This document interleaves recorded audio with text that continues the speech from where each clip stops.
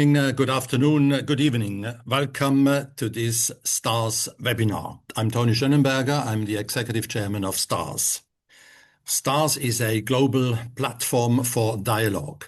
And in this context, I'm pleased to inform you that STARS is preparing two symposia in Singapore and in Switzerland in 2026. And also two study tours to China, to Shenzhen and Guangzhou, and to Romania, Bucharest. Please visit our website for more information. Now, no doubt, geopolitical, geoeconomic, and geotechnological intelligence is a must for any leader in business and society. So today, we are continuing our webinar series on the topic of Complexity is Destiny, Orientation in Times of No Direction. And today, we have the great privilege to talk to Christoph FREI. Welcome, Christoph. Great to have you on this webinar. Good morning, and thank you for having me. Christoph FREI is Professor of International Relations at the University of St.Gallen in Switzerland. He did research in many countries, in the US, in France, in Hungary, in Switzerland, etc. He's a scholar covering global trends in international affairs, and he just told me he will be very outspoken. So please use the opportunity to ask the right and critical and also delicate questions. So Christoph, we are very much looking forward to your insights. We have 30 minutes to discuss with Christoph, and again, please use the Q&A feature and ask your questions. So I have the privilege to start our conversation and ask the first couple of questions. Complexity is Destiny. That's the title of our webinar series. If you look at the world today, a forward-looking tracking of geopolitical, geoeconomic, and geotechnological dynamics is needed. Now, Christoph, what worries you most these days? Well, thank you very, very much again. Thank you for having me, Tony. What worries me most? Let me perhaps answer in two parts. The first part, I will try to address at the geopolitical level what worries me most. And there I should say it is the fact that we lose the United States as we used to know and internalize the United States. We're losing a hegemon that for years on end would provide public goods. We lose a country that we have learned to appreciate with all its deficiencies, with all its weaknesses, a society in so many ways, well, peculiar, but also vulnerable and so forth. But what worries me most is the fact that we see an administration in Washington that really is in the process of changing or turning from a hegemonic mode of doing foreign policy to what I would really consider to be an imperial mode of doing foreign policy. And by imperial, I mean a rather new way of top-down, coercive kind of behavior. I might as well say what we see today is a logic of extraction. Give me money, give me gold, give me rare earths, give me all the things I want. And that's, to many of us, that's a shock. I wouldn't pretend it's a shock for everybody, but for us in Europe, for us in Switzerland, for many of us, this is rather new. Colleagues keep telling me, Tony, you know, we've never had a rules-based order. We've never had it in the first place. Stop giving me that talk. And I still disagree. With hindsight, we see and recognize what we are about to lose, and that is a world in which the United States themselves would quite often not be in compliance with international law. The United States, the strong one doesn't really need the law, but the United States for so many decades helped, I should say, keep alive respect for international law. I think of Saddam Hussein, 1990 when he invaded Kuwait, and look at the American reaction. But we don't have to go back as far as that. Look at the United States when Vladimir Putin launched his full-scale invasion of Ukraine in 22. Look at the reaction of the United States. We're now in what, sanction package 17 or so. The United States used to provide public goods, security for many, respect for international law, and that is the country, the society, and above all, the administration that we're about to lose, and that is a shock. As of today, we just don't quite know what this administration is all about. So that's a geopolitical level. And on a perhaps much more, European and even Swiss level of an argument, I should say that what worries me most is the fact that not just the government, but many of us here in civil society, that we don't quite manage to break cognitive patterns that are dear to us. The way we look at the world, Western superiority, the way we disregard China, the way we, the hyper focus on the United States. It's not as if, it's an open society, everybody can do what they want, but it's not healthy to, in so many ways, disregard what is going on in the rest of the world. So when I talk to young people in the classroom, on campus, when I talk to business communities at small and medium-sized enterprises, and above all, when talking to officials here in Bern, the capital of Switzerland, whoops, you realize that in so many ways we hang on to stereotypical patterns that we should quite frankly abandon. It is a Zeitenwende, as we call in German, and I really like to take this up and would like to cover a few regions and always think of the possible impact for companies and institutions and organizations. So, next question would be: what does 2026 have in store for the Middle East, including Israel, Palestine, including Iran, including Saudi? What do you think? What is in store for this region? Boy, that's a challenge. What a question.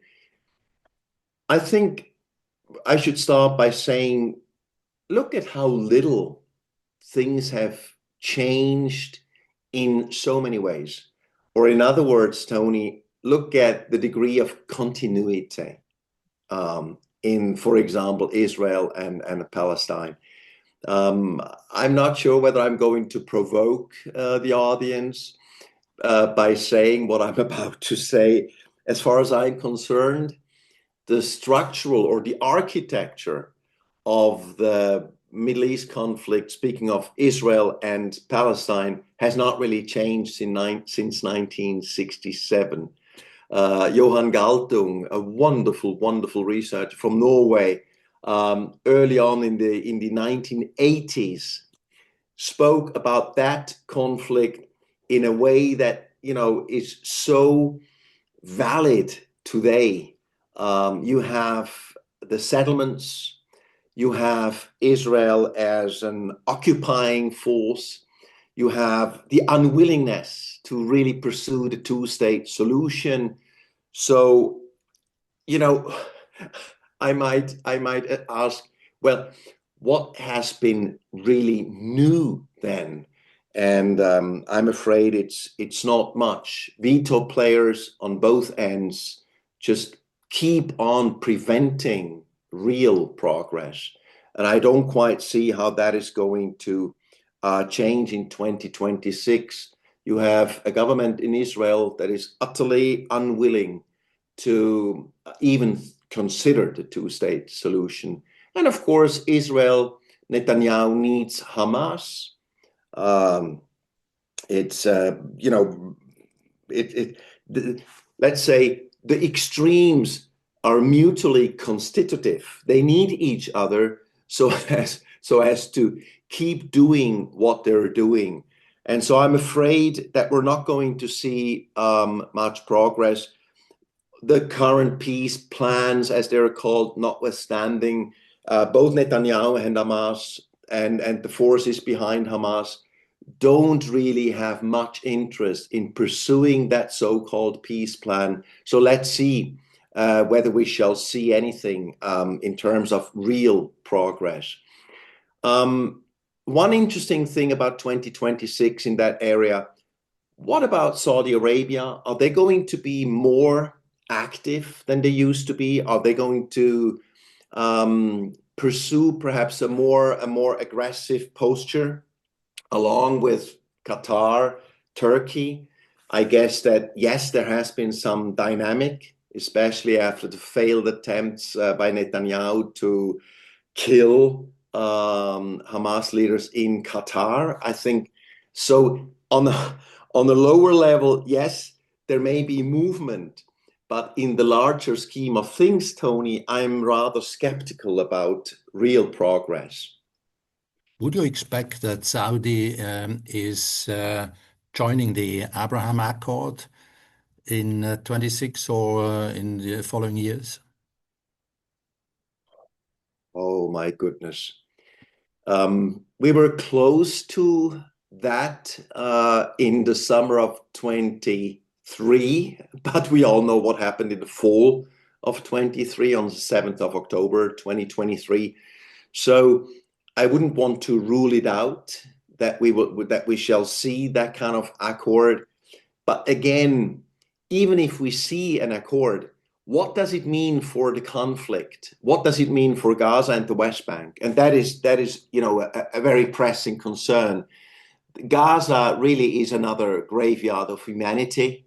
We Europeans don't look good at all in that context. If I look at the West Bank today, it's just utterly terrible. So I'm afraid I will kind of, take the liberty of not caring too much about Saudi Arabia and Israel at the higher level of engaging with each other.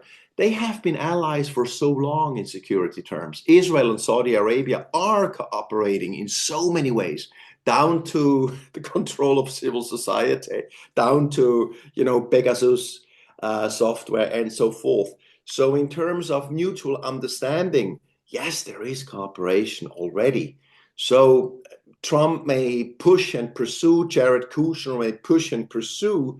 I care more about what's happening on the ground. And that's where I'm much more skeptical. Iran, what are you expecting regarding Iran? One of the most repressive regimes in the world. The Pasdaran will stay where they are. Um, Quite often I'm asked, what about civil society? Will they attempt again? Will they try again? Will they go for yet another uprising? And yes, perhaps they will. Only I'm afraid that will not change much because you have a regime there. They shoot at people, they shoot at youth, they shoot at children. This is repression is such that you would need a combination of food shortage. I mean, I realize how cynical I am in describing the kind of scenario that would actually, bring even more people into the streets. But I'm afraid that in terms of the structural power in place, the powers that be, they're both willing and able still to repress, and they will. You mentioned right at the beginning in your introductory remarks that it's a kind of a Zeitenwende, it's a different world, and new thinking is necessary. Now, if you look at China, what is really happening there? I mean, we are going to do a study tour to China, and the title actually is From Copycat China to Innovation China. What do you think about what is happening in China right now? I think that is a wonderful and necessary question, because it is right there that we fail to recognize achievement when achievement there is. We fail to acknowledge what the Chinese are doing. As far as I am concerned, I think we utterly frame China in a black and white kind of manner, and we fail to. Perhaps it's an sub or unconscious kind of repressing things that we don't like. Look, perhaps I can just speak about my formative years when the way I was socialized academically. You know, innovation is something that can only happen when you have freedom. Innovation is something that can only occur when you have, you know, the rule of law, the separation of powers, all of those master narratives that would, you know, be with us for so long. And today, I think China is challenging many of those master narratives. And we realize, or at least if we open our eyes and just look at what is happening, we realize that China is challenging the very way of also the way we look at ourselves, because it's you know, the familiar framing of China as a rising power or a catching up kind of entity, just it does no longer hold. That framing is gone, and for many of us, the psychic shock. It's like Sputnik in 1958. You know, it's the psychic shock for many of us is such that we prefer to repress. And so I think China is really challenging our very ability to remain an open society, a curious society that is willing to look at what's going on. And obviously, I need to make a disclaimer here. This is probably not true for those who are in the private sector, for those who do business, because they see what's happening. But what I just described, I think, holds very much true for the political realm, for the political establishment, at least here where I am, here in Switzerland. An utter unwillingness to acknowledge what the Chinese have accomplished and what they're about to still pursue. So, you know, 70 years ago, we were all wondering whether China would ever find a way into modernity that would be distinctly Chinese. And I think today we see that China is finding a way into modernity that is distinctly Chinese. And what are the components of that distinctly Chinese way? It is Confucius, yes, it is Lenin with the party and the party structure, but it is a lot of, it's many engineers, you know, it's technocracy, it's technocracy rather than democracy, which is something we don't like. And of course, and something we also don't like to acknowledge here in the West, the brutal competition that there is in China, in and among the entrepreneurs, let me call them that way, and also pay respect, because, you know, when I just see what's going on in China, whoops, I am impressed. And I think many of us should be more impressed, and many of us should start looking. Sorry, Tony, I'm not sure whether that was the answer to your question. No, excellent, excellent. I said at the beginning you are very outspoken, so we love that, Christoph. Thank you very much. I have a first question from Adrian Bachmann. How do you assess the impact of the debt crisis in the US, France, and other European countries, the debt impact on geopolitics in the coming years? As an old classic European liberal, I would only wish that the debt crisis would finally catch up with us, and that we would finally start to, really see like repercussions of what we're doing, which is living beyond our means, and we've done that for so long. So in so many ways, I would hope for that to happen. Only I'm also a cynic by experience. I'm not sure whether it is going to happen. The United States, for one, still comes with the dollar, which is still the lead currency. And as Valéry Giscard d'Estaing said like 60 years ago, it is an exorbitant kind of privilege for the United States to come with the lead currency. And so I'm afraid that, again, as in so many other domains, Tony, things will go on for a while.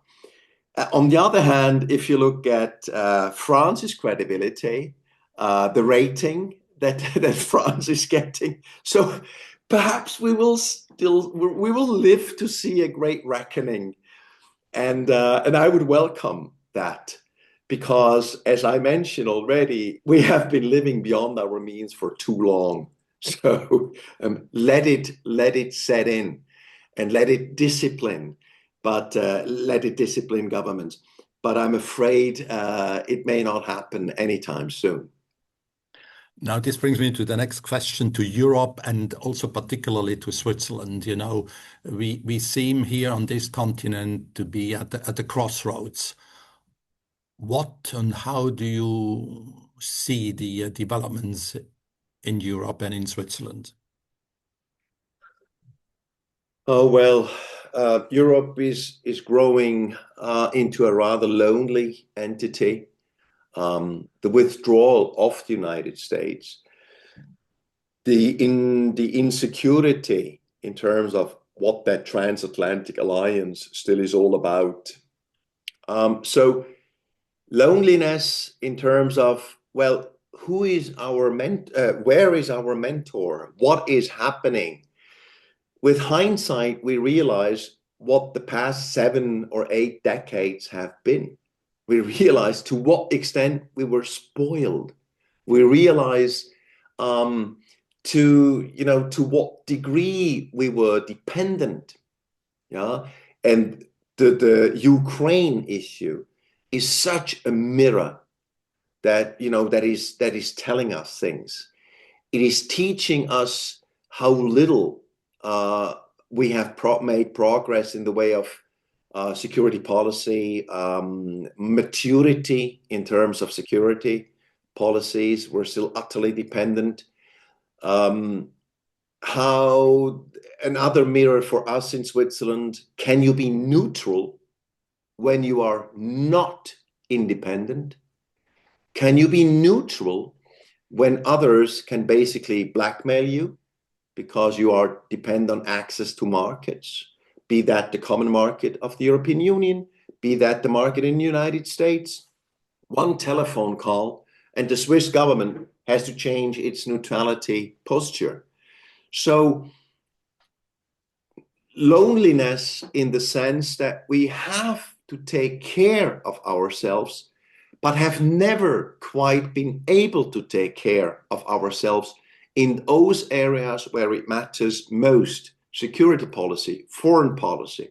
We are wonderful in Europe in terms of the common market. We are a community of law. all, tree huggers, as they called us in the Lebanon. Whenever I go to the Lebanon, my friends tell me, you're tree hugging people in Europe. You're wonderful. You're well-intentioned, but what you don't bring to the table is leverage and clout. So, it's like we have had, I don't know how many wake-up calls over the past few years. And in terms of the rhetoric, Tony, I think we're moving, but I'm not sure whether these 27 governments of the European Union will actually manage to find common shared political will to sustain the rhetoric and walk the talk, whether that is actually going to happen. And I'm afraid that we in Switzerland we prefer to cling on about these delusions of independence and of autonomy and all that, when in fact we're utterly vulnerable because we are so dependent. So I'm afraid Europe is in a very kind of dire turn, and it remains to be seen whether we will manage and to what extent we shall manage. And perhaps to end these remarks, Jacques Delors in the mid-80s said, "Personne ne tombe amoureux d'un marché commun." Nobody will ever fall in love with a common market. So what I'm saying is we need a new narrative here. We need a new big story for Europe to also inspire people to support what we need to do. And so far, I'm afraid the only good story we have is Putin, how bad Putin is, how dangerous Putin is. And in the long run, that will not do. We need more reasons or other, appeals to what we need to do. I have two final questions. The first one is we are approaching a kind of a G0 world without any governance. How do you see the world in 5 to 10 years? Is it a kind of a multipolar world, obviously, but what kind of world will we have in 5 to 10 years from now? I think we should not underestimate the staying power of the American, let me call it superpower apparatus. The United States, even in 5 years, will play in their own league in so many ways when it comes to hardware, when it comes to material power. So the Americans will not just vanish into oblivion, obviously not. This being said, when we turn to the economy, to trade politics, I think that the United States are about to commit what Susan Rice called superpower suicide. I think that the United States and the trade policies that they pursue are very, very harmful in the mid and long run. I guess Donald Trump's bet is if globalization was good for China and if globalization would deindustrialize the United States, deglobalization will weaken China and deglobalization will bring back manufacturing to the United States. And I think that this kind of bet on the part of the United States is just so unhealthy and is devoid of economic common sense, that I think that in terms of trend, the United States are greatly harming their own, or they're greatly undermining their own position. But on the other hand, the emancipation of the global South will continue, and perhaps to end on a positive note, that underlying process, it is by far the most fundamental trend in geopolitics, is the emancipation of the global South, China leading the way. And I think that is a fundamentally healthy thing that we see, because yes, multipolarity in the wake of globalization, in the wake of the diffusion of capabilities, of know-how, of technologies. I think that that process and that diffusion will inevitably lead to multipolar worlds. And I think that we should welcome and embrace that structural change. Now, final question, Christoph. You are in contact with governments, with companies. Now, the question obviously is, are governments, are boards of companies prepared for all these disruptions? And what would your recommendations be? I'm flattered by the question, but I would really not ever going to say anything about whether boards are prepared. What I see is that the private sector is so much closer to what's going on that, yes, for sure, because in the private sector, in the market, so to speak, you don't need to tell people what's going on. They see what is going on. And they also see how the undoing of the rules-based order, how the reimposition of protective tariffs, how that is tearing apart the tissue of global value chains, and how that is leading into a restructuring, the sort of which we haven't seen in a long time, and of which we don't know what the outcome will be. We just don't know how the world economy is going to look like. Yeah, more fragmented, but what does it really mean? So as far as boards are concerned, I'm not worried. These people see what's going on. They will adjust as best they can. Now, with political governments and boards, on the political side of things, I'm afraid that reality has not really sunk in everywhere. And again, the government that I'm most familiar with is my own here in Switzerland. And I'm afraid that, things are going, this is a very sweet world here. It's a very sweet life still with all the insecurities. And so I'm afraid that many of us might need more of an external shock to really be shaken out of complacency. And I still see it as one of my responsibilities to help foster the shaking out of, or to help push that shaking out of complacency. Because as long as we stick to old stereotypical patterns, our policies might work, but only by chance. And it is only when we really recognize and acknowledge change as it happens that we can start to really be more, I should say, on target with what we do in terms of foreign policy. But my own country, Switzerland, we have had the luxury of not even having to pursue foreign policy in the first place. We always had foreign trade policies, access to markets. But when it comes to foreign policy, purely and simply, Switzerland always had the luxury of hiding behind neutrality. And that is a world that's just coming apart as we speak. I wish you all the best, Christoph, if you and whenever you teach governments and political bodies. So we have to come to an end, unfortunately. First of all, Christoph, I want to thank you very much for your brilliant insights. Indeed, as I said at the beginning, we are facing an awful lot of disruptions all over, actually. And the message is quite clear. Expect the unexpected. So thank you very much again. And we are very much looking forward to having you again at STARS. Thank you so much, Tony.